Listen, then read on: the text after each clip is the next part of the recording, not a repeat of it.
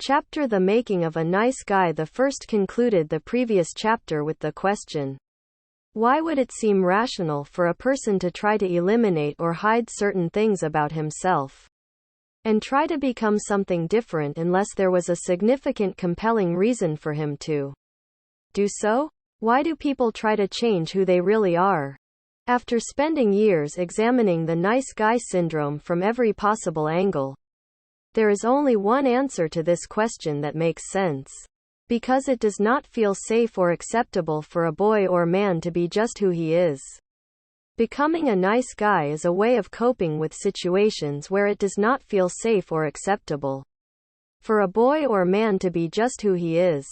Further, the only thing that would make a child or an adult sacrifice one's self by trying to become something different is a belief that being just who he is must be a bad and/or dangerous thing. The premise of this book is that during their formative years, all nice guys received messages from their families and the world around them that it was not safe, acceptable, or desirable for them to be who they were, just as they were. So how did nice guys receive these messages, and why did they respond to them in the way that they did? The following is a short course on how families and society turn perfect little boys into men who believe they have to be good in order to be loved. Coping with abandonment. The most impressionable time in an individual's life is from birth to about 5 years. In these first few years, a child's personality is most significantly influenced by his surroundings. It is during this time that his paradigms begin to be established. Since the strongest influences during this time are usually a child's parents and extended family, this is where we must begin our examination of the origins of the nice guy syndrome. There are two important facts we must understand about children. First, when children come into the world, they are totally helpless.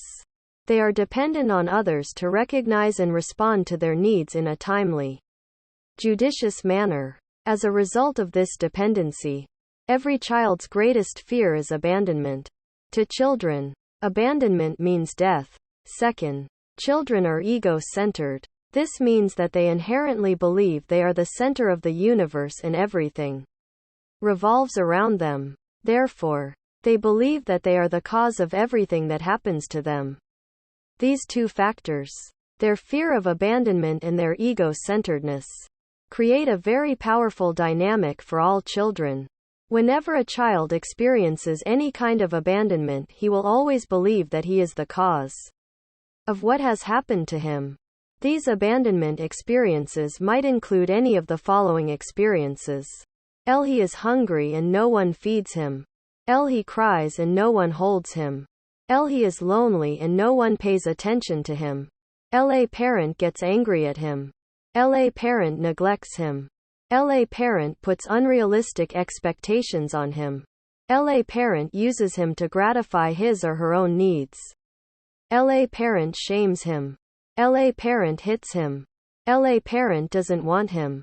A parent leaves him and doesn't come back in a timely manner. Because every child is born into an imperfect world and into an imperfect family, every child has abandonment experiences, even though their belief that they are the cause of these painful events is, in fact, an inaccurate interpretation of their life. Children have no other way to understand the world. Toxic shame. These abandonment experiences and the naive, ego-centered interpretation of them creates a belief in some young children that it is not acceptable for them to be who they are, just as they are. They conclude that there must be something wrong with them, which causes the important people in their lives to abandon them. They have no way of comprehending that their abandonment experiences are not caused by something about them, but by the people who are supposed to recognize and meet their needs. This naive, ego-centered interpretation of their abandonment experiences creates a psychological state called toxic shame. Toxic shame is the belief that one is inherently bad, defective, different, or unlovable. Toxic shame is not just a belief that one does bad things. It is a deeply held core belief that one is bad. survival mechanisms as a result of these abandonment experiences and the faulty interpretation of these events. All children develop survival mechanisms to help them do three very important things. 1. Try to cope with the emotional and physical distress of being abandoned. 2. Try to prevent similar events from happening again.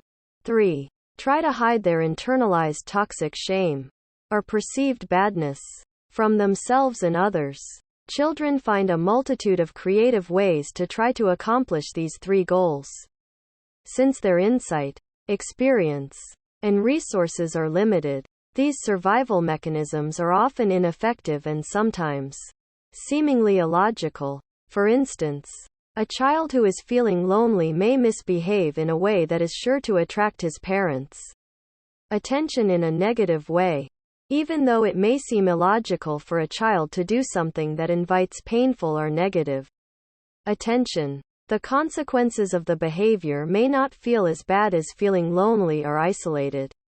Trying to be good, trying to become what he believes others want him to be, is just one of many possible scripts that a little boy might form as the result of childhood abandonment experiences and the internalization of toxic shame. The origin of the nice guy paradigm. When I first began exploring my own nice guy attitudes and behaviors, I had no idea how all the pieces fit together. I believed that I came from a pretty good family and had lived a pretty good life. When I began observing other men with traits similar to my own, I encountered the same general lack of insight into the origins of their own emotional and behavioral patterns. When questioned about their childhood, nice guys frequently tell me they grew up in perfect, great, Leave It to Beaver, or all-American families. Nevertheless, these men learned to hide their flaws and tried to become what they believed others wanted them to be.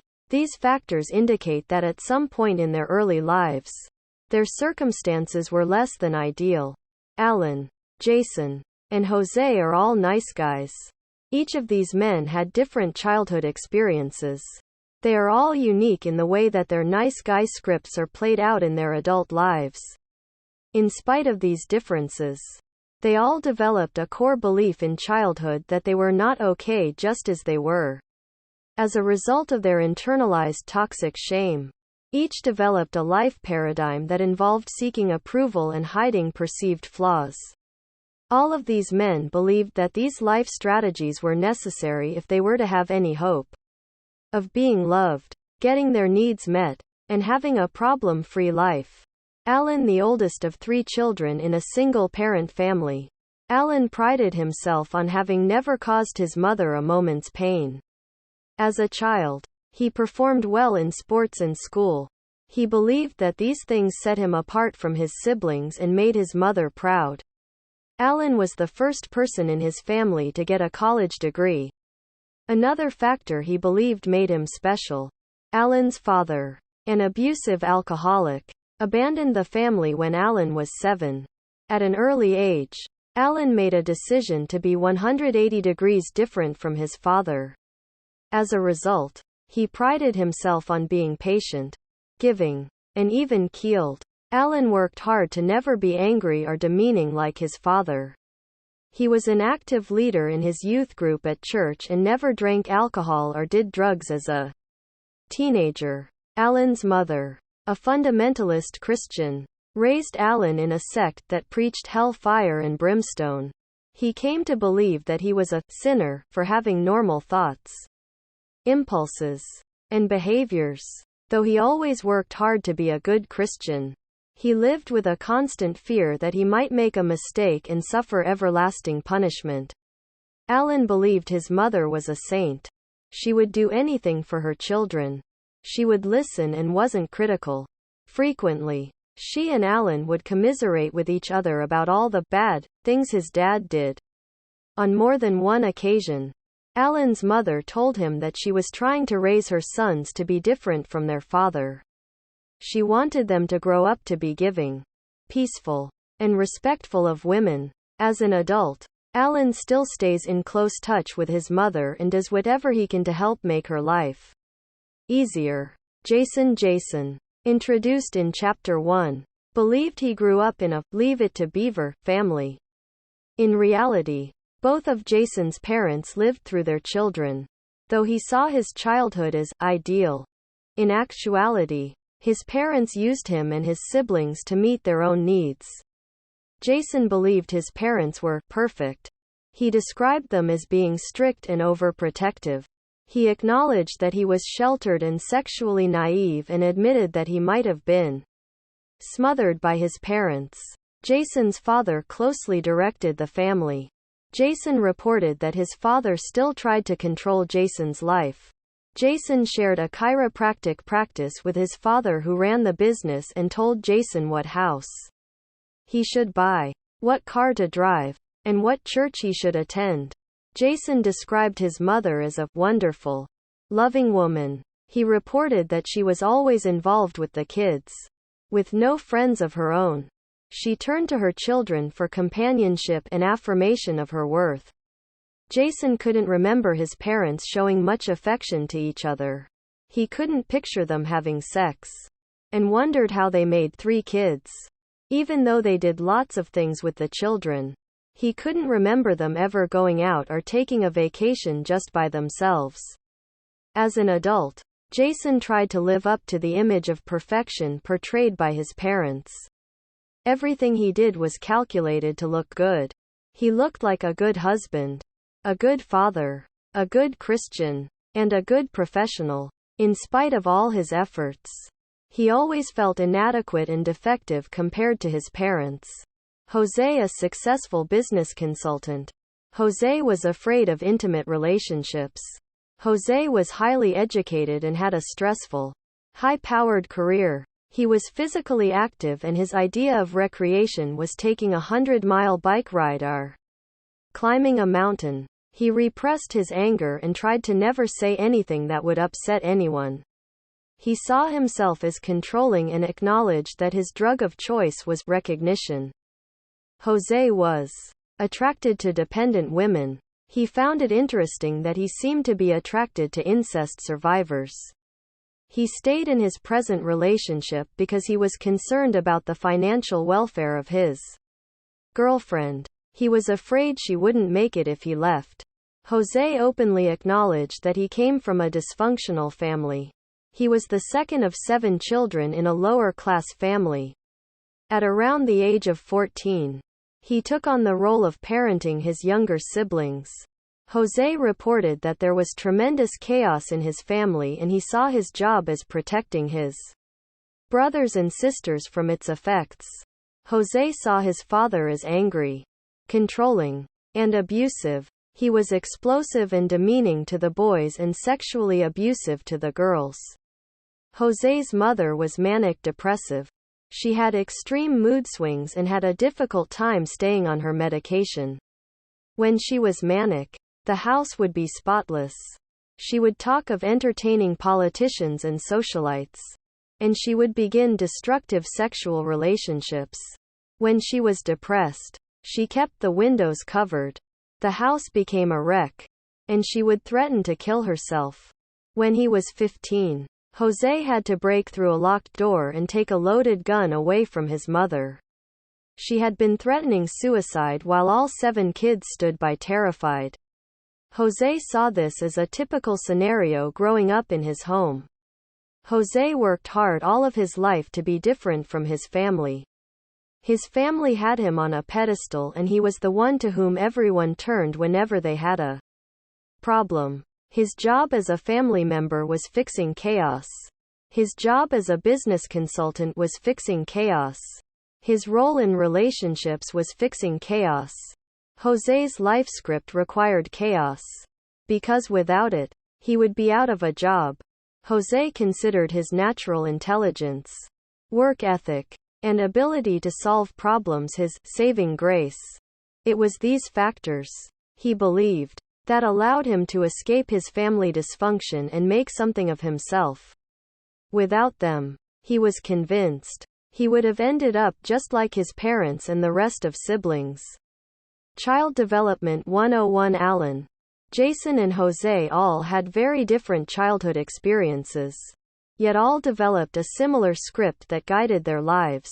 Each, in various ways, internalized a belief that they were not okay just as they were and their survival depended on becoming something different. To help us connect the dots and see how three very different childhood experiences could create three men with very similar life paradigms, it might be helpful to do a quick review of the child development principles presented earlier in this chapter. 1. All children are born totally helpless. 2. A child's greatest fear is abandonment. 3. All children are ego-centered. 4. All children have numerous abandonment experiences. Their needs are not met in a timely, judicious manner. 5. When a child has an abandonment experience, he always believes that he is the cause. 6. This naive misinterpretation creates toxic shame, a belief that he is bad. 7. Children develop survival mechanisms to try to cope with their abandonment experiences. Try to prevent the experiences from happening again, and try to hide their badness from themselves and others. 8. These childhood survival mechanisms reflect the child's inherent powerlessness and naive view of himself and the world. From perfect little boys to nice guys, the principles above can be applied to the childhood experiences of Alan, Jason, Jose, and every other nice guy described in this book. The progression from perfect little boy to nice guy basically occurs in 3 stages: abandonment, internalization of toxic shame, and the creation of survival mechanisms. Abandonment. Like all nice guys, Alan, Jason, and Jose were abandoned in various ways. Alan and Jose had an angry or critical parent who communicated that they were not okay just as they were. Alan worshipped his mother, but she would not intervene when his father lashed out at Alan. This implied that he wasn't worth protecting. Alan came to believe that he had to be different from his father to be seen as a good man and be loved by his mother. Alan and Jason were used and objectified by their parents. They were valued for always doing it right and never being a problem. This communicated that they were only lovable when they lived up to their parents' expectations.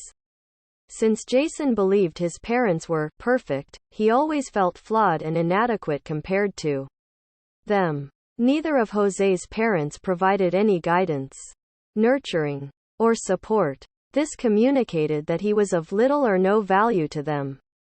Alan and Jason grew up in fundamentalist churches that reinforced a need to be perfect and sinless. Failure to do so meant everlasting punishment. Jose believed he was valuable only if he was different from his crazy family. All three, Alan, Jason, and Jose, believed that someone else's needs were more important than their own, a common occurrence in nice guy families. All of these experiences represented a form of abandonment because they communicated to these little boys that they were not okay just as they were. Shame regardless of whether they were abused, abandoned, neglected, shamed, used, smothered, controlled, or objectified. All nice guys internalized the same belief. It was a bad or dangerous thing for them to be just who they were. Some of these messages were communicated overtly by parents who had no concern for the child's welfare. Some were communicated indirectly by caring parents who themselves were too young, overwhelmed, or distracted to provide a nurturing environment for their child. At times, these messages were communicated by circumstances that were beyond anyone's control.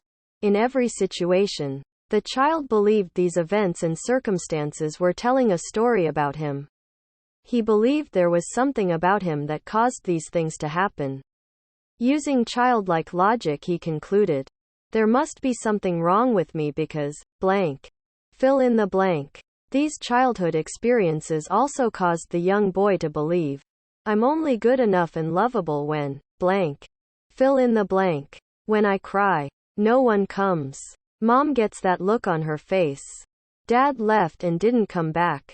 Mom has to do everything for me. Dad yells at me. I'm not perfect like mom and dad. I can't make mom happy. I'm different from dad. Mom needs me. I don't make any mistakes. I make good grades. I'm happy. I'm not like my brother. I don't cause anyone any problems. I make mom and dad happy. Survival mechanisms as a result of their childhood abandonment experiences and the inaccurate interpretation of these events. All nice guys develop survival mechanisms to help them do three very important things. 1. Try to cope with the pain and terror caused by their abandonment experiences. 2. Try to prevent these abandonment experiences from occurring again. 3. Try to hide their toxic shame from themselves and others. For nice guys, these survival mechanisms took the form of the following life paradigm. If I can hide my flaws and become what I think others want me to be, then I will be loved, get my needs met, and have a problem-free life. It is this paradigm, formed in childhood, that guides and controls everything nice guys do in their adult lives. Even though it is based on faulty interpretations of childhood events, it is the only roadmap these men have. Nice guys believe this map is accurate, and if they follow it correctly, they should arrive at their desired location. A smooth, happy life. Even though this life script is often highly ineffective, nice guys frequently just keep trying harder, doing more of the same, hoping for different results. Two kinds of nice guys. The survival mechanisms that nice guys develop to deal with their abandonment experiences and internalized toxic shame are usually manifested in one of two ways.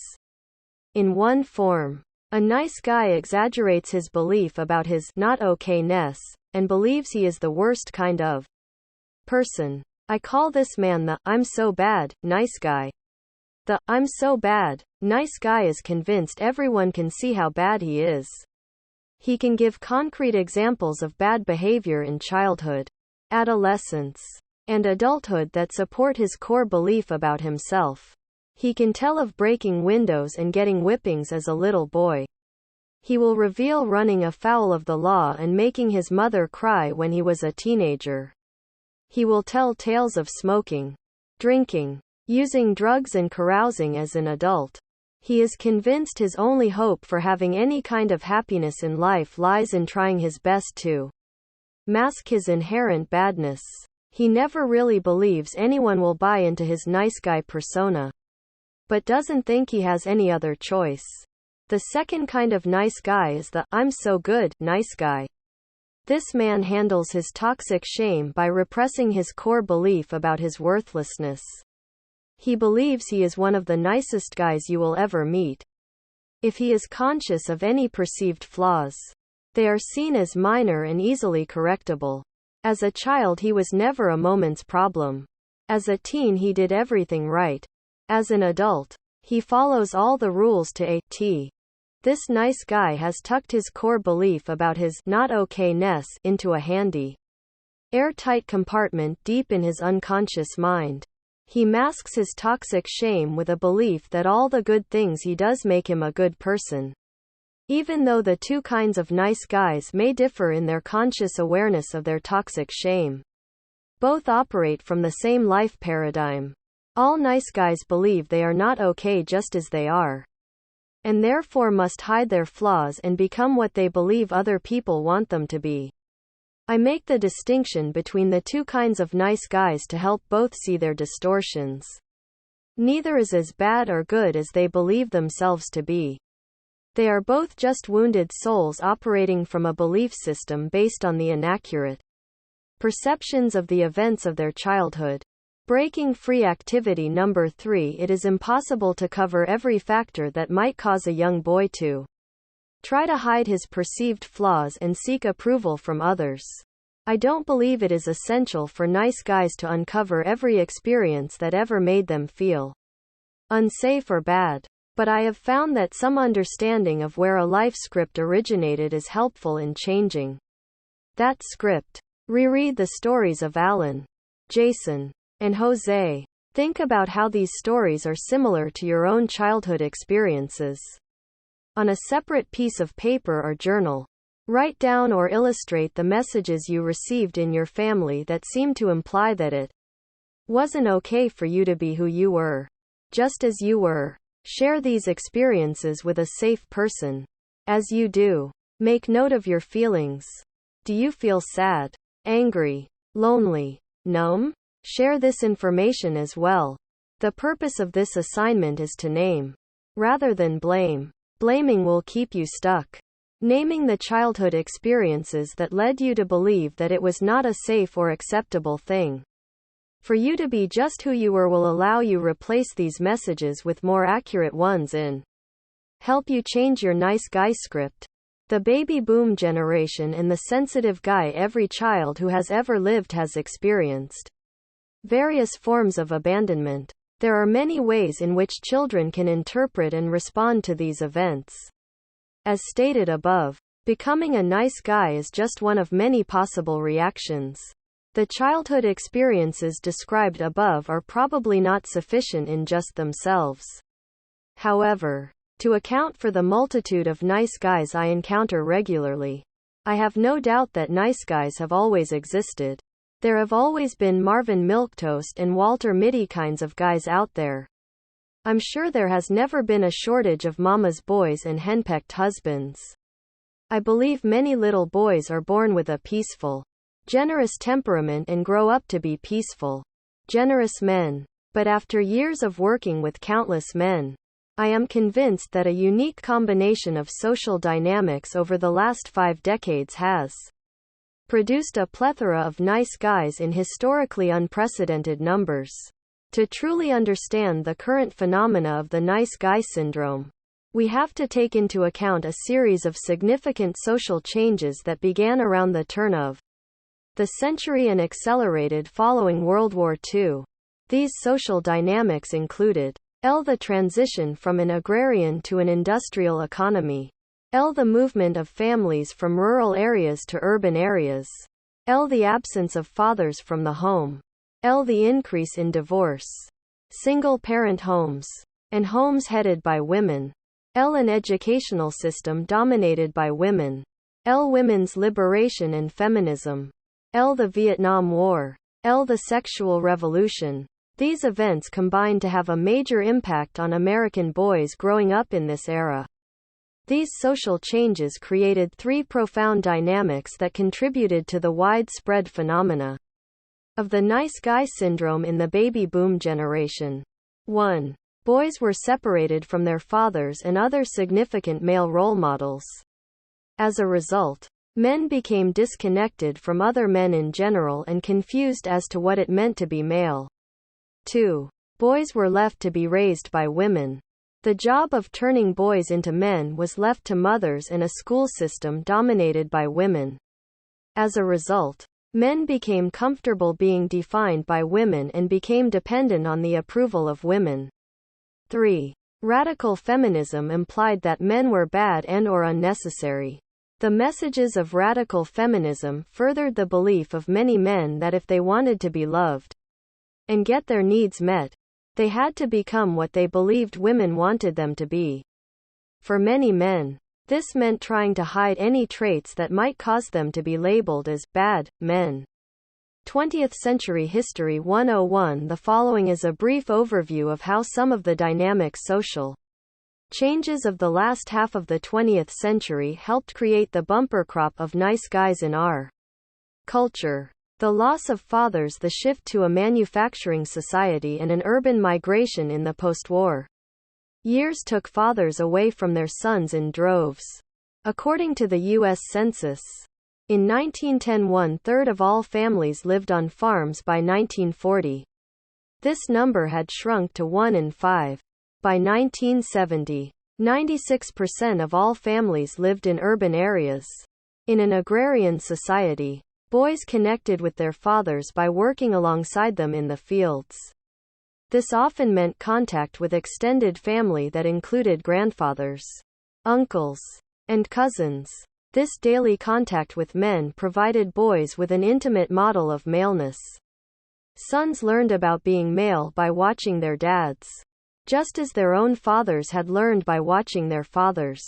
as families migrated from rural areas to cities and suburbs after World War II. The contact between fathers and sons diminished significantly. Dads left home in the morning and went to work. Most sons never got to see what their fathers did, let alone have much time to spend with them. Fathers became unavailable in other ways. Men's addictions to work, TV, alcohol, and sex took them away from their sons. Increases in divorce began to separate boys from their fathers. Census statistics show that the incidence of divorce among men tripled from 1940 to 1970. In 1940, just over 5 million households were headed by women. By 1970, this figure had almost tripled to over 13 million households. In general, the nice guys I have worked with do not report having had a close, bonded relationship with their fathers in childhood. Sometimes this was a result of their fathers working long hours, being withdrawn, or being passive. More often than not, nice guys describe their fathers in negative terms. They often see them as controlling, rageful, angry, absent, abusive, unavailable, addictive, or philandering. It is not unusual at some point in childhood for nice guys to have made a conscious decision to be different from their fathers. The unavailability of dads during this era often required mothers to take over the job of the fathers. Women inherited the de facto job of turning boys into men. Unfortunately, even the most well-meaning mothers are not equipped to teach their sons how to be men by themselves. This hasn't kept them from trying. I believe the significant number of nice guys produced in the 40s, 50s, and 60s is the direct result of mothers, not fathers, teaching their sons how to be male. Consequently, many nice guys have adopted a female perspective of masculinity and are comfortable having their manhood defined by women. The female-dominated educational system, the modern educational system, has also contributed to the dynamic of boys being raised by women. Since World War II, boys have entered schools dominated by females. For most boys, the first several years in school become basic training in how to please women. From kindergarten through 6th grade, I had only one male teacher and 6 females. This is pretty consistent with national norms. Men account for just 1 in 4 teachers nationwide. In the primary grades, they make up only 15% of the teaching staff. And that number is steadily dropping. From daycare to preschool to elementary school, little boys in the post-war era have been surrounded by women. There have been few adult males to help them through this experience. If a little boy was already disconnected from his father and trained to please a woman, the typical school system magnified this conditioning. The Vietnam War in the 60s. The Vietnam War crystallized the feeling of alienation between many baby boom boys and their fathers. Battle lines were drawn between young men protesting a war started and perpetuated by their fathers. A generation of World War II veterans could not understand the flaunting of responsibility and the social rebellion of their sons. The young men of this generation became the antithesis of their fathers and of an establishment that solved domestic and international problems with guns and bombs. The anti-war movement created a new breed of males focused on love, peace, and avoiding conflict. Women's liberation during this same period of time. Many women were beginning to work outside of the home. Birth control provided new freedom, and women's liberation was in its infancy. Some mothers during the baby boom era could foresee a change in gender roles on the horizon. They worked to prepare their sons and daughters for what was to come. Many of these mothers raised their daughters to not need a man. At the same time, they trained their sons to be different from their fathers. Peaceful, giving, nurturing, and attentive to a woman's needs. Radical feminism in the 60s and 70s projected an angry generalization about men. Some feminists claimed that men were the cause all of the problems in the world. Others asserted that men were merely an unnecessary nuisance. More than likely, the majority of women during this era did not feel this way about men. Nevertheless, enough angry women were significantly vocal to contribute to a social climate that convinced many men that it was not okay to be just who they were. Epitaphs like, "Men are pigs," and, "All men are rapists," were prominent during this time. Less angry slogans of feminism asserted that, "A woman needs a man like a fish needs a bicycle." Men who were already conditioned to look to women for definition and approval were especially susceptible to these kinds of messages. This added incentive for these men to try to figure out what women wanted and try to become that. In order to be loved and get their needs met. Soft Males and Boy Men. Robert Bly, the author of Iron John, writes about how the social changes of the baby boom era created a new breed of American men. Bly calls these men soft males. He writes, "They're lovely, valuable people. I like them. They're not interested in harming the earth or starting wars. There's a gentle attitude toward life in their whole being and style of living." But many of these men are not happy. You quickly notice the lack of energy in them. They are life-preserving but not exactly life-giving. Ironically, you often see these men with strong women who positively radiate energy. Here we have a finely tuned young man, ecologically superior to his father, sympathetic to the whole harmony of the universe. Yet he himself has little vitality to offer. From a different perspective, Camille Paglia comments on how the social changes of the last 5 decades have changed roles of men and women. The hard-driving woman has to switch personae when she gets home. She's got to throttle back, or she'll castrate everything in the domestic niche. Many white, middle-class women have dodged this dilemma by finding themselves a nice, malleable boy man who becomes another son in the subliminally matriarchal household. Politically Incorrect Desires, Salon. Issue 49. Regardless of whether we call these men soft males, sensitive new age guys, or nice guys, the unique combination of social events in the post-World War II era reinforced and magnified the messages that many little boys had already received from their families, that they weren't okay just as they were.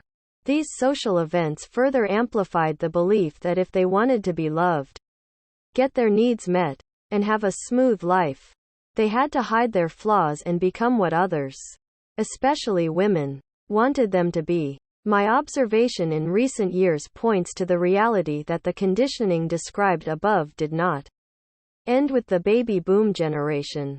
I am seeing more and more young men in their 20s, and even teens, who demonstrate all of the characteristics of the nice guy syndrome. Not only have these young men been affected by all of the social dynamics listed above, even more grew up in single-parent families or were raised by nice guy fathers. As I write this, I expect that we are just beginning on our 3rd generation of nice guys.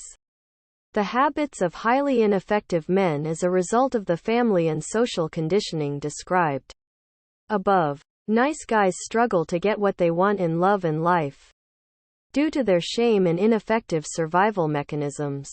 The roadmap they follow just won't take them where they want to go. This is frustrating.